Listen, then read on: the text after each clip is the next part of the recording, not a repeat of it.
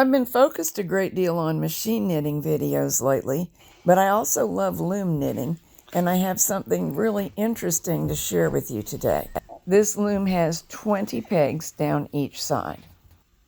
I was very curious to try this loom because, although it looks similar to some other plastic looms, this one is 3D printed. If you know me as a loom knitter, you will know that I have other looms that I really like. A couple of favorites are the Noble Knitter, which I usually use for double knitting, and Kiss looms, which I usually use for single knitting. And I have had other plastic looms and an assortment of looms over time, but those are favorites. This one is not very similar to them, and I was just really very curious as to what sort of a job 3D printing would do in creating a loom. Here's one positive thing. It is amazingly lightweight. So for not wearing your hands out and for portability, this is a winner. I'm getting a fabric about 7.5 inches wide. I'm doing the double board stockinette stitch, and I'm using worsted weight yarn. I think, though I have not yet tried, that the fabric would be roughly the same width but a little bit denser if I were to use bulky yarn, and that would work. This is quite a loosely knitted fabric that I'm achieving. I don't really mind that because with it doubled, it's going to be plenty warm. What makes knitting warm is that it traps little pockets of air and insulates you. And this will certainly do that. Another positive thing about it is the peg shape. First of all, the pegs are rooted firmly. They're integral. They're not pop-in pegs. So for those who have trouble with pegs popping out, that won't be a problem here. Also, they're tapered, so they're wider at the bottom, and it makes it surprisingly easy to loop over a stitch, knit over a stitch, hook over a stitch, whatever you like to call it, and pull down. But these wide spots at the top make it easy for new knitters who often have difficulty with stitches popping off of their pegs till they learn how to handle them on other kinds of looms. This would be very beginner friendly because they're not so likely to pop off. Let me jiggle this around, drop it, put it in my purse, and I don't think they're going to come off easily. Because of that slippage and worry about slippage that does happen in some other peg styles, new knitters often tend to knit really tightly to try to prevent it, which may not get the gauge they're hoping for and is much more tiring for your hands, and of course more stressful on the yarn and loom. But here, let me wrap. It's at this point where my fingers are walking down the loom that sometimes people have trouble with yarn slipping off of pegs before they're done with the wrap. I'm doing the ordinary double stockinette wrap. Double meaning both faces have stockinette knitting on them. There's no purl side in this knitting. And although you can wrap and knit just a few stitches if you want, my usual way is to wrap the entire loom, then knit over the entire loom. And as long as I keep a little pressure with my left fingertip and knit this stitch over first, let's see what happens if I really just act like I dropped it. Nothing whatsoever. And here they go. So all of this is good stuff and things I like and admire about the loom.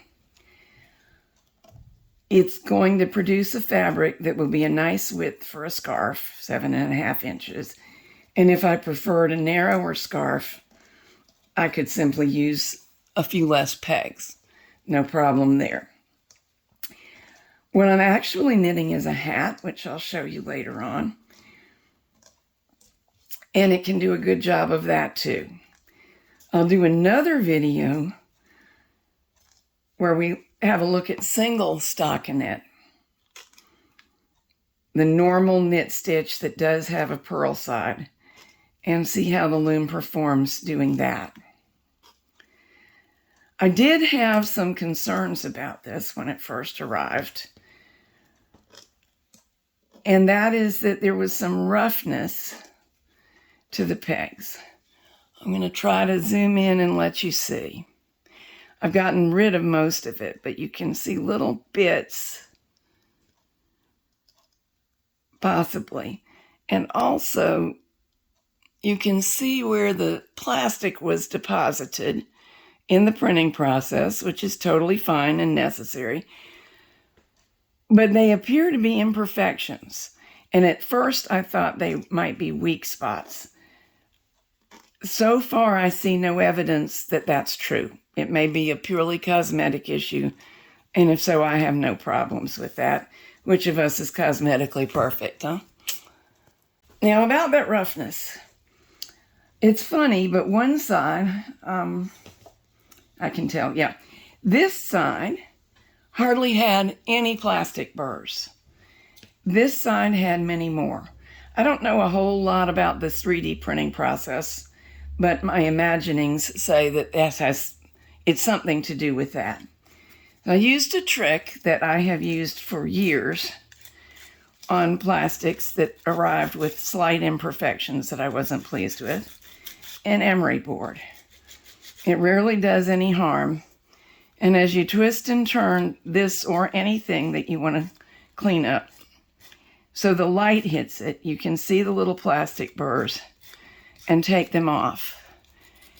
And what I found was surprising.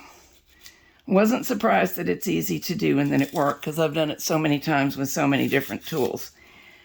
I was actually surprised how few of the apparent imperfections needed to come off in order to knit smoothly. I thought it would be many more than it was. What I did is I knit the first few rows I knitted without making any alterations to observe where, if anywhere, it was catching. And it didn't really catch very much, but neither was knitting over this side quite as smooth a flip of the wrist as I wanted it to be. So I commenced to knitting a row, filing any place that I saw or felt a rough spot or a sluggishness as I knitted over, and repeating until it pretty much stopped. One nice thing is you don't have to say it's done at any particular point, as long as you have an emery board. If you find another spot, go for it. The thing I like about emery boards over metal files is, first of all, they're very readily available, and ladies are likely to already have one on hand. I guess I need a little more yarn. And also, they're a soft material that is unlikely to harm the tool that you're perfecting. We don't want to damage it while perfecting it. That's not exactly perfecting, is it? So generally, they lack the ability to be aggressive enough, do emery boards, to do harm. Okay, I'm going to try to go real slowly and real close to the peg so that you would be able to spot if anything snagged. And I'm not seeing or feeling it at this point. So I did have to get a few burrs off to get to this point.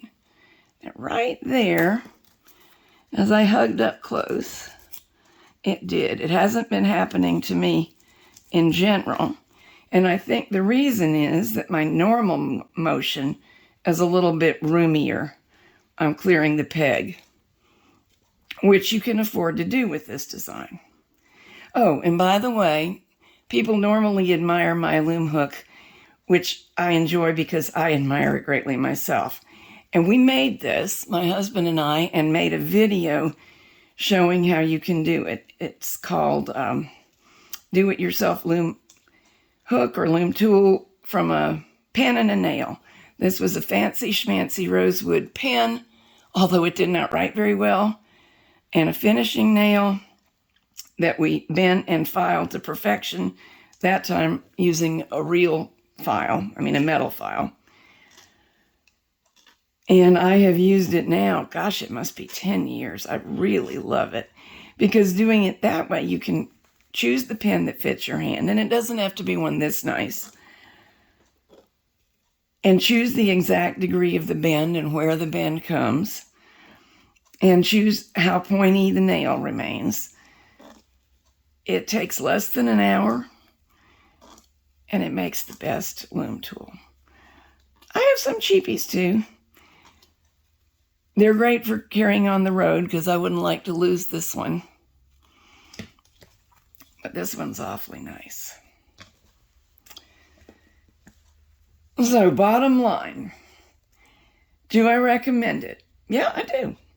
It's inexpensive, it's portable, it's reasonably versatile. I don't think you're going to knit blankets with it, though you could. You could knit multiple strips and join them. It's pleasant to work on. Oh, and they do come in colors. This is from an Etsy seller. This is the first time that I have used her services, but I was pleased. So I will go ahead and put a link in the program notes in case you want to go looking. I don't know if there is anybody else making these. It's possible that there is. One thing that I do know about 3D printing is that not all plastics used in that way are equal quality. So with that in mind, it would be possible for 2 iterations using the same printing file to be different qualities. At this point, I can't say anything about its durability because I haven't had it long. So I will make a note to get back together with you after using it a good bit, and we'll talk again.